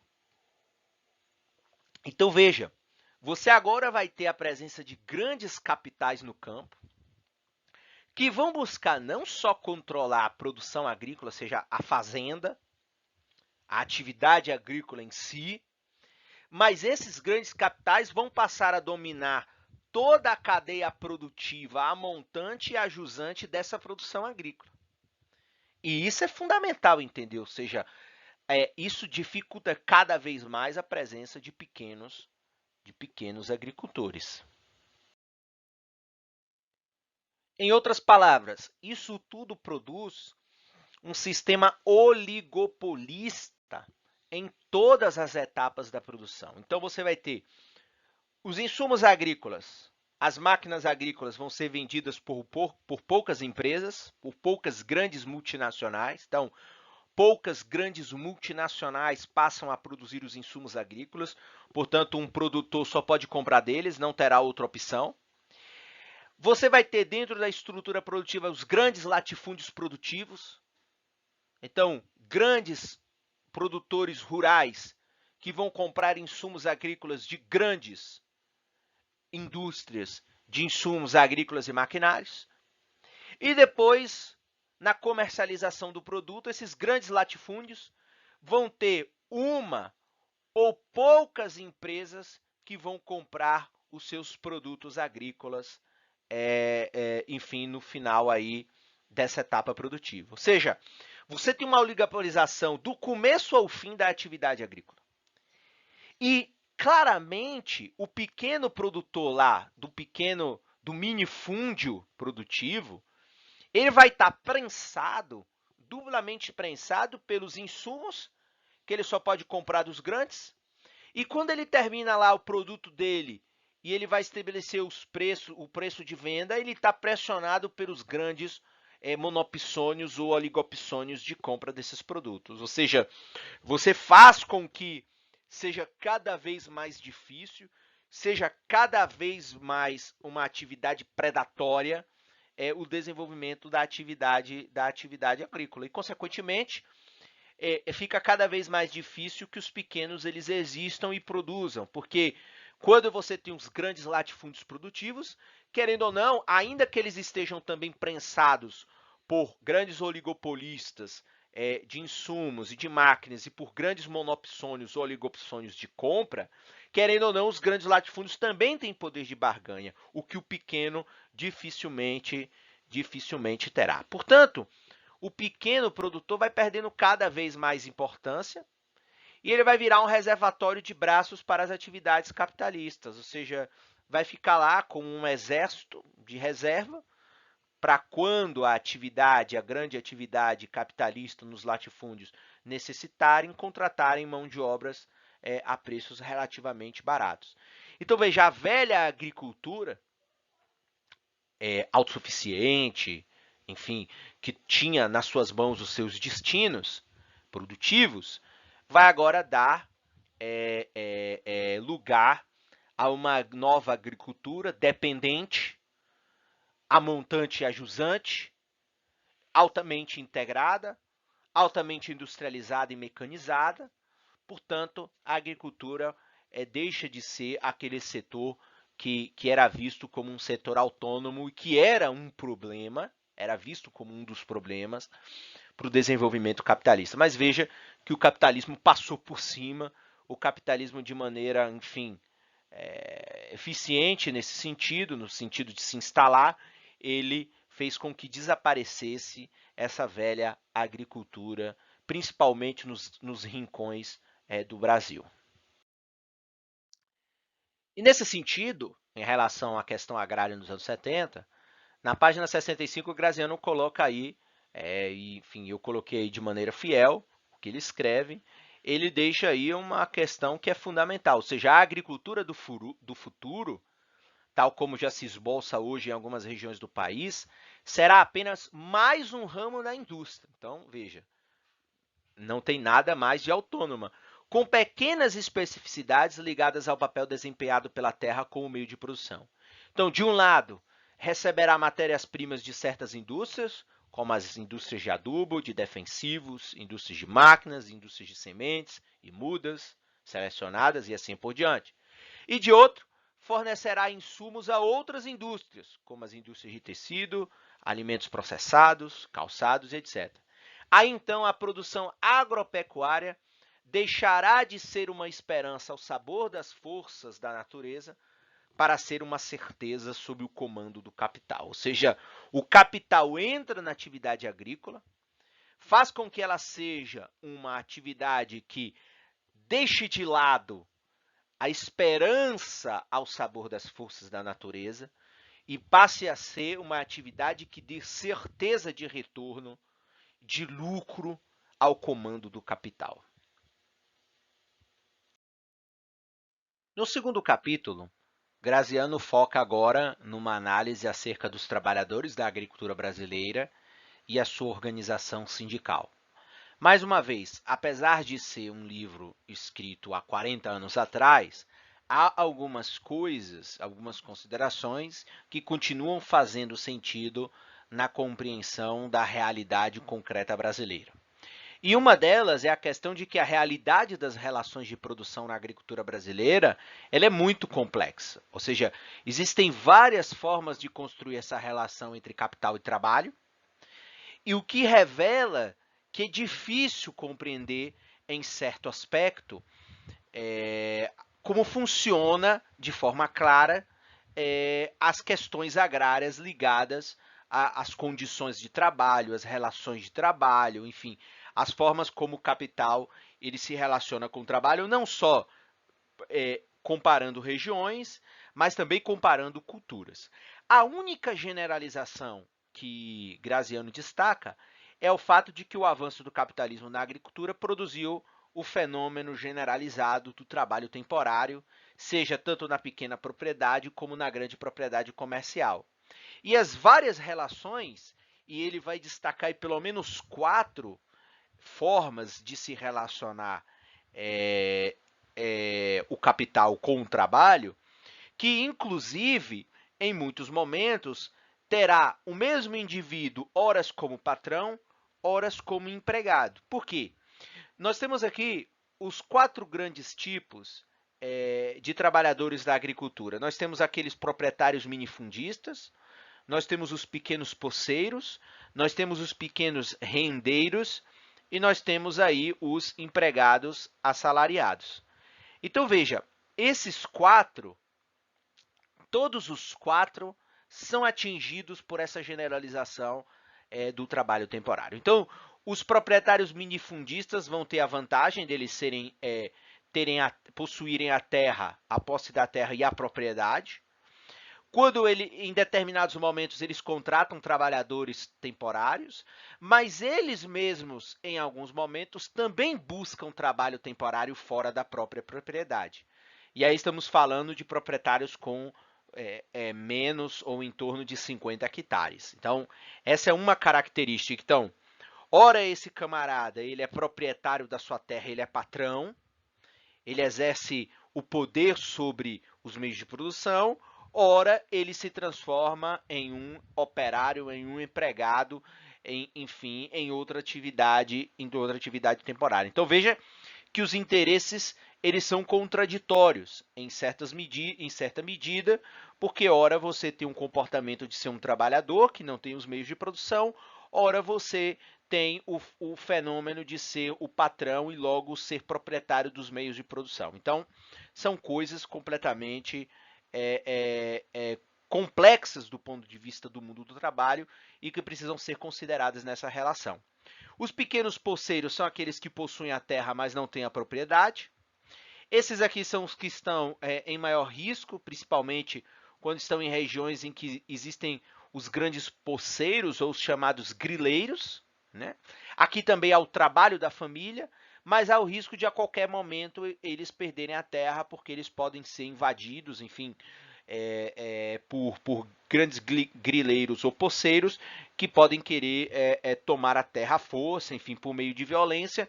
Então aqui também é uma relação muito complicada, ou seja, menos de 20 hectares é a média que se registrava à época, portanto, é uma propriedade muito, muito pequena e que, consequentemente, esses pequenos poceiros, além de terem o problema de não terem a propriedade da terra para dar como garantia no financiamento, ou terem, inclusive, a vontade de fazer inversões, de fazer investimentos na própria propriedade, eles têm o risco, né, eles têm a falta de escala, enfim, a falta de mão de obra, que é só o trabalho da família, nessa situação aí, dessa relação entre o capital e o trabalho. Outra questão fundamental são os pequenos rendeiros, ou seja, os pequenos rendeiros são aqueles que arrendam terras, né, são arrendatários ou são parceiros. Também a mão de obra é familiar, mas nesse caso, assim como os proprietários minifundistas, eles podem em determinados momentos, principalmente em momentos de colheita, eles podem incorporar trabalhadores temporários, portanto, fazem também o papel de patrão, né? Então, veja como eles fazem um papel de patrão, mas eles não são donos da terra, então, a qualquer momento também, seus contratos, né, de arrendamento ou de parceria podem, enfim, ficar sujeitos às variações do verdadeiro proprietário da terra. E por último, nós temos os empregados assalariados, aqueles que e aí você tem aqueles que vivem exclusivamente da venda da força de trabalho. Então são de fato aqueles trabalhadores rurais que possuem 100% da sua renda exclusiva da venda da sua força de trabalho a uma determinada propriedade, em geral uma propriedade grande. Você tem aqui a situação, mais uma vez, dos proprietários minifundistas que ora são patrão, ora são empregados. Você tem essa mesma situação com os poceiros em algumas situações. Você também tem a mesma situação dos rendeiros. E nestes 3 casos, eles podem exercer o trabalho de assalariado em algum momento do ano. Portanto, eles vendem temporariamente a sua força de trabalho. E, consequentemente, o trabalhador que vai sofrer mais com a modernização do campo, o trabalhador que vai sofrer mais com a mecanização do campo será o trabalhador que vive exclusivamente da venda da força de trabalho. Então, aqueles que são de fato boia fria por boa parte do tempo, eles, consequentemente, com a mecanização, enfim, com a modernização, esses vão sentir muito mais a queda da renda e vão ter que partir para outros trabalhos, subemprego e assim por diante.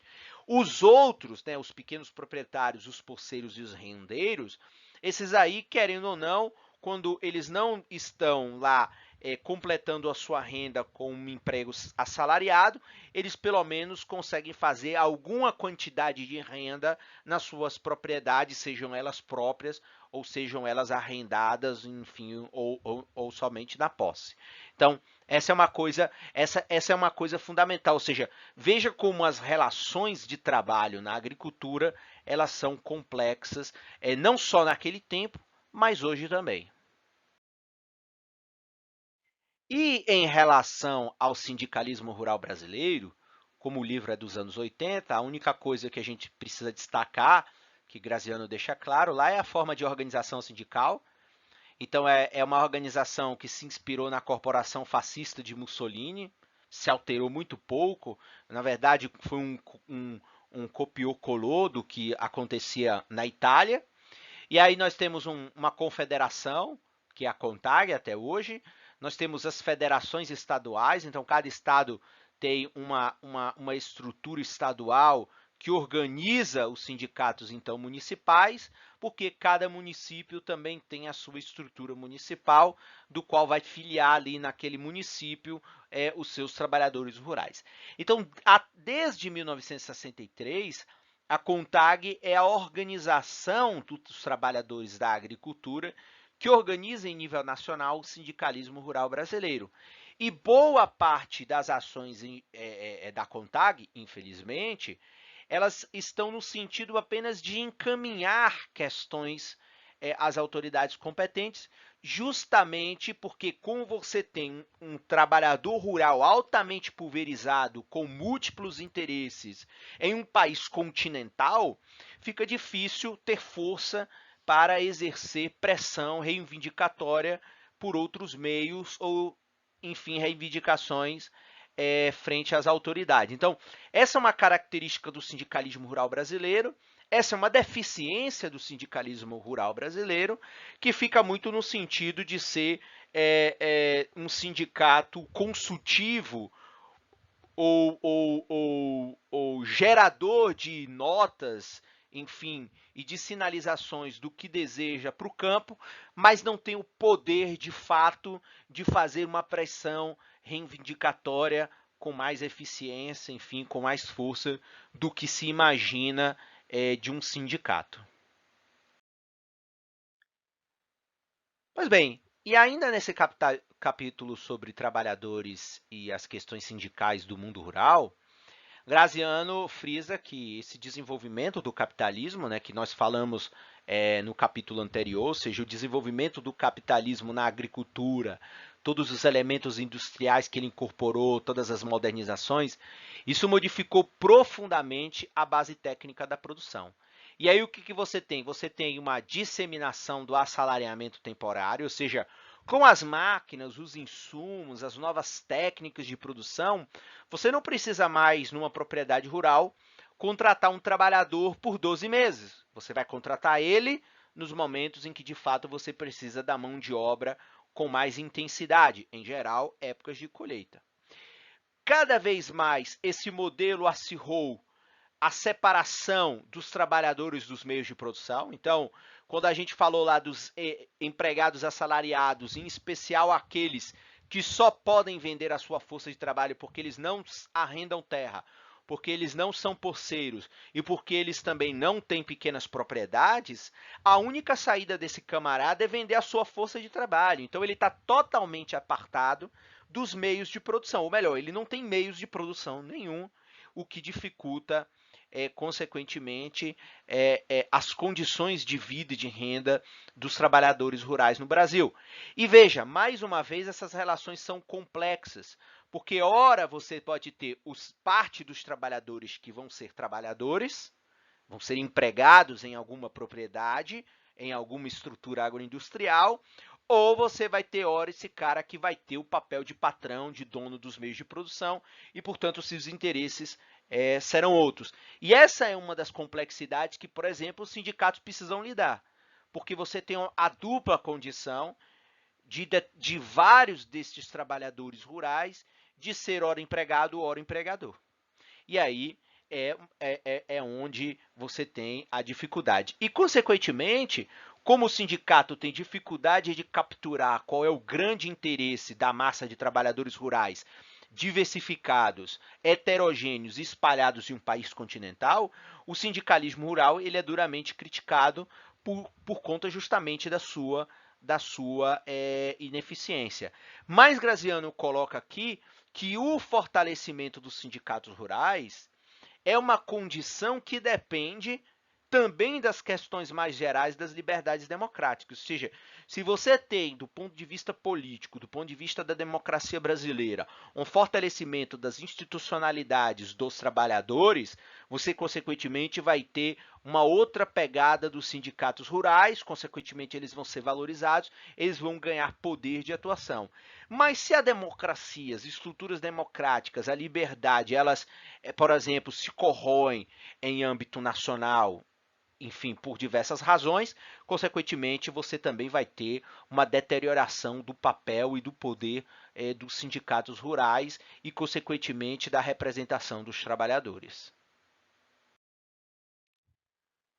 Por fim, no último capítulo, Graziano fala sobre a questão agrária hoje, na verdade, né, ali em meados dos anos 80, e ele vai analisar neste último capítulo duas questões: as reivindicações dos trabalhadores rurais e vai avaliar também a retomada da solução da chamada reforma agrária.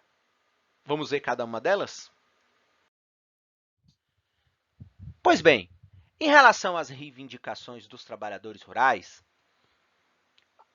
logo no começo, o Graziano coloca uma pergunta que é o seguinte: qual a principal reivindicação? O que os trabalhadores rurais reivindicam? Por exemplo, eles reivindicam reforma agrária ou melhores salários? Então, veja, Graziano critica essa posição entre terra e salários, porque essa ideia de se o trabalhador quer reforma agrária ou ele quer salário, às vezes ele quer salário, o trabalhador não se importaria mais em ter a terra, não permite entender as complexidades das relações de trabalho que existem no mundo rural. Porque, no fundo, os trabalhadores rurais, independente se eles têm terra ou se eles têm melhores trabalhos, eles querem melhores condições de vida e trabalho, ou seja, eles querem usufruir os frutos do seu próprio trabalho. Então, se eles são muito explorados, eles não usufruem o fruto do seu próprio trabalho, porque parte daquilo que você produz fica para o proprietário da terra, no caso de alguns rendeiros, e fica para o patrão, no caso dos empregados assalariados. Portanto, no fundo, é a melhor condição de vida e de trabalho. E a reforma agrária, ela passa a ser exclusivamente, ou melhor, em grande parte, uma reivindicação mais gerais dos pequenos proprietários que se sentem achatados, prensados pelas grandes propriedades, dos agricultores que parceiros, porque muitas vezes os regimes de parceria tiram parte do trabalho que ele dá àquele campo. Os poceiros também é uma grande reivindicação, principalmente nas áreas de conflito, de grande conflito.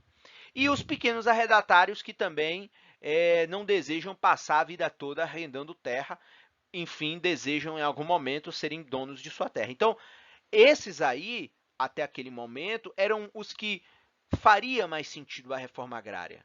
Mas para aquele trabalhador rural, sem meios de produção, que só tem como fonte de renda o seu salário do trabalho assalariado, esse camarada, em geral, ele quer um melhor salário, porque a reforma agrária, tanto faz se ele vai ter a terra ou não, o sentido dele é melhorar de vida. E, neste caso, melhorar de vida para ele é ter um salário melhor.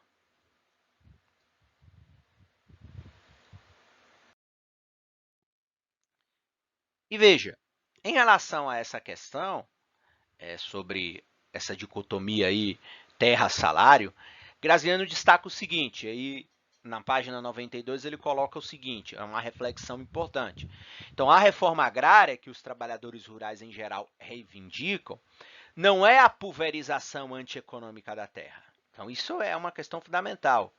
É sim uma redistribuição da renda, uma redistribuição de poder, uma redistribuição de direitos, aparecendo as várias formas multifamiliar e cooperativa como alternativas viáveis para o não fracionamento da propriedade. Então, o que eles reivindicam não é uma distribuição de pequenas propriedades, é uma distribuição de propriedades que sejam economicamente razoáveis e viáveis.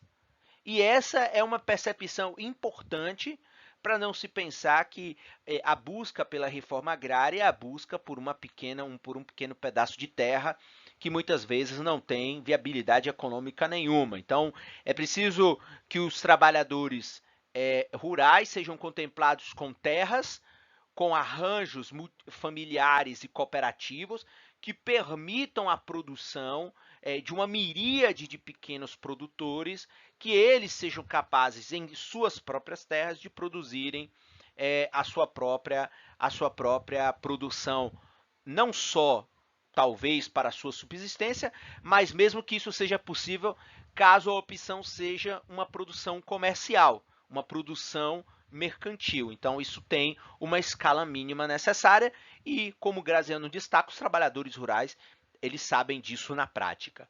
Então, a ideia, portanto, um problema agrário, uma questão agrária, é justamente alterar a estrutura política e social no campo. E veja, muitas das reivindicações, elas vão muito além da questão agrária. Ou seja, elas passam por preços mínimos, por políticas de comercialização, por políticas de crédito, por políticas de assistência técnica, porque o pequeno não tem condição de contratar um zootecnista, um agrônomo, enfim, um agrimensor, não tem condição de contratar, enfim, por conta de suas próprias limitações em termos de escala e de faturamento. Portanto, o Estado poderia oferecer assistência técnica para a manutenção dessa atividade. Ou seja, as reivindicações vão no sentido também da constituição de políticas públicas. E essas reivindicações, mais uma vez, elas vão ser completamente diferentes a depender de que região nós estejamos falando. Ou seja, as regiões com trabalhadores rurais ou com agricultores rurais muito mais capitalizados vão ter uma certa reivindicação. Aqueles em regiões mais pobres terão outra reivindicação. Então, é preciso levar em conta que não há uma simetria entre os trabalhadores rurais, entre as estruturas produtivas, entre as culturas, enfim, entre a forma de ter que atuar do poder público, ou seja, é preciso considerar que a agricultura, muito mais do que talvez o setor industrial, tem um fracionamento, uma fragmentação muito maior e isso precisa ser considerado, caso contrário, as políticas vão dar certo em algum lugar, mas vão fracassar em muitos outros lugares em que ela seja aplicada. E o segundo ponto que Graziano toca neste último capítulo é a retomada, enfim, da solução chamada reforma agrária. Mas a pergunta é, por que a reforma agrária e qual reforma agrária? Então, lá nos anos 50, quando esse debate ganha força, a reforma agrária estava ligada a uma discussão mais geral dos rumos da industrialização brasileira. E como a gente viu, ou seja, na verdade, se considerava a grande propriedade como um impasse para a industrialização, que não se concretizou, e, portanto, se defendia neste momento a reforma agrária. Então, era o remédio para uma crise agrária e para a crise agrícola em que o país passava. Então, o país precisava resolver lá nos anos 50 isso, e a reforma agrária era uma alternativa naquele momento. Então, naquele momento histórico, a ideia era alterar a estrutura de posse e o uso da terra no Brasil.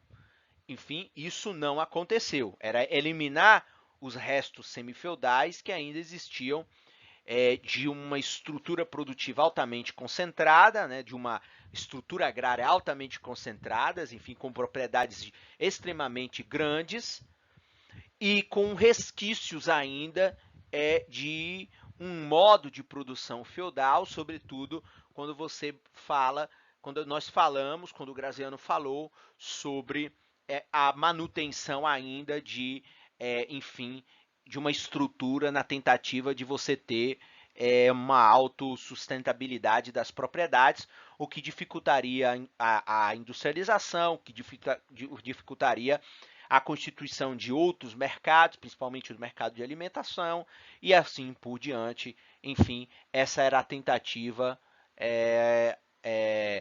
naquele momento desse debate da reforma agrária. Então, como se sabe, a reforma agrária idealizada lá nos anos 50, ela não foi feita. Então, ela não foi feita.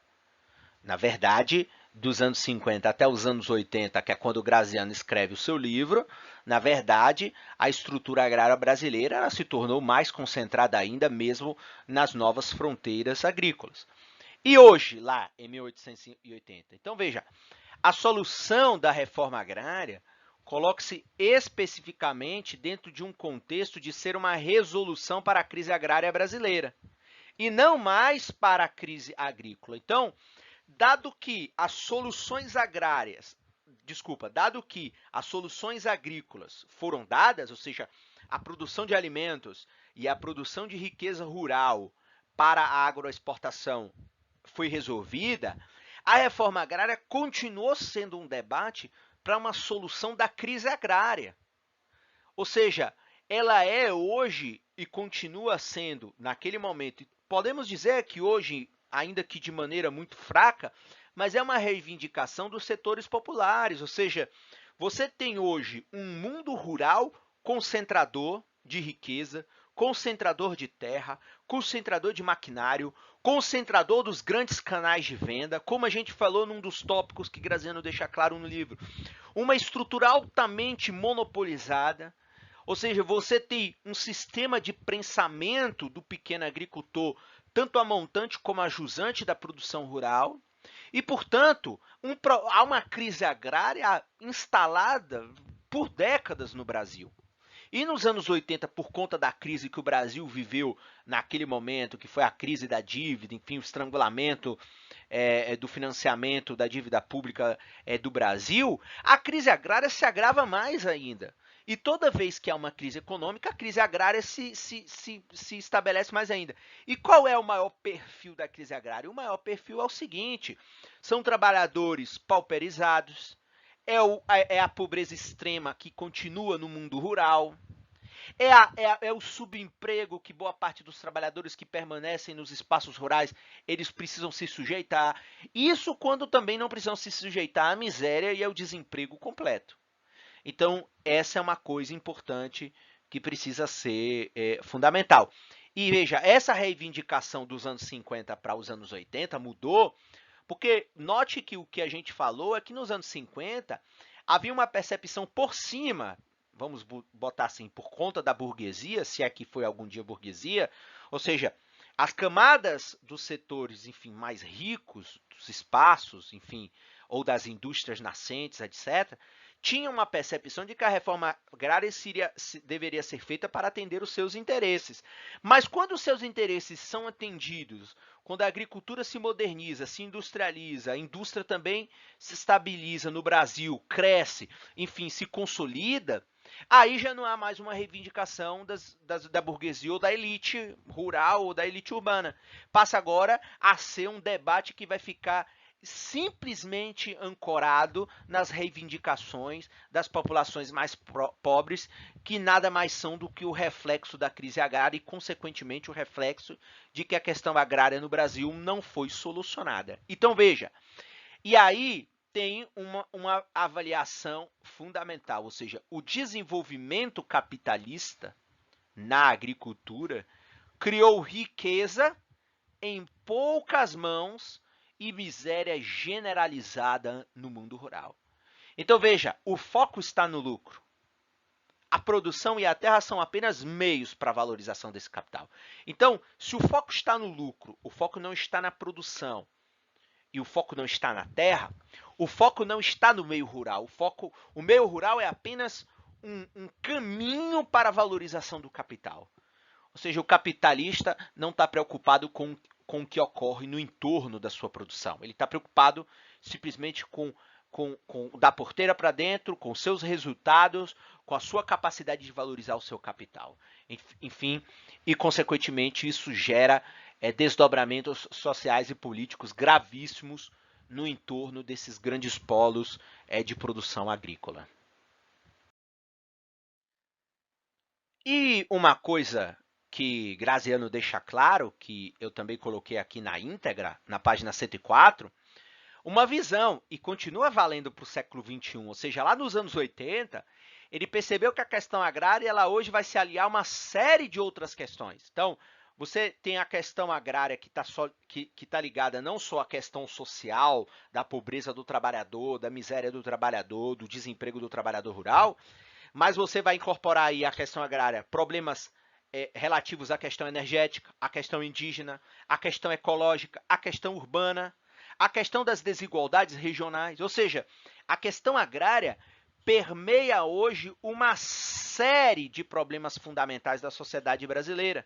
No fundo, todos eles têm a ver com um caráter parasitário que atingiu a forma específica como se desenvolveu o capitalismo neste país. Portanto, a escolha do desenvolvimento de um capitalismo de uma determinada maneira gerou problemas fundamentais. Esses problemas que não são só da sociedade brasileira, mas que também são problemas do mundo rural, incorporados a outras questões mais modernas e dos tempos atuais, você veja a complexidade que é lidar e discutir a questão agrária no Brasil. E, por fim, naquele momento, a temática da reforma agrária passa a ser, então, uma questão eminentemente política. Ou seja, a manutenção desse debate vai refletir uma luta ou uma reivindicação contra a própria forma que o desenvolvimento capitalista ele assume, ele se organiza no campo. Então, o desenvolvimento capitalista ele começa lá com o latifúndio, o escravismo, o modelo agroexportador e, naquele momento, a subsistência, como 4 pilares. Quando você chega nos anos 80, a estrutura capitalista está se baseando em latifúndio, capital e tecnologia fortemente, um modelo agroexportador, por fim, uma concentração do capital e um interesse de instituições financeiras pela valorização do seu capital em atividades agrícolas. Portanto, esse debate da reforma agrária ele é polêmico, mas ele representa a luta pela transformação da própria sociedade brasileira, ou seja, o desenvolvimento capitalista no Brasil, no campo, nos anos 80, vai revelar um modelo de desenvolvimento capitalista altamente desigual, extremamente concentrador de riqueza, e aí fica, para finalizar, enfim, uma frase antiga, ou seja, você tem, portanto, nesse desenvolvimento capitalista no campo, ilhas de riqueza, verdadeiras ilhas de riqueza, mas em volta você tem um mar de pobreza e de miséria e de abandono econômico, de abandono social, de abandono político, enfim, você vai ter aí uma sociedade em que a riqueza está na mão de poucos e a miséria está distribuída na mão de muitos. Enfim, essas foram algumas considerações deste estudo dirigido do livro do professor Graziano. Espero que tenha sido de bom proveito. Qualquer dúvida, estou à disposição. Podem me enviar mensagens, e-mails, enfim, podem criticar, podem elogiar.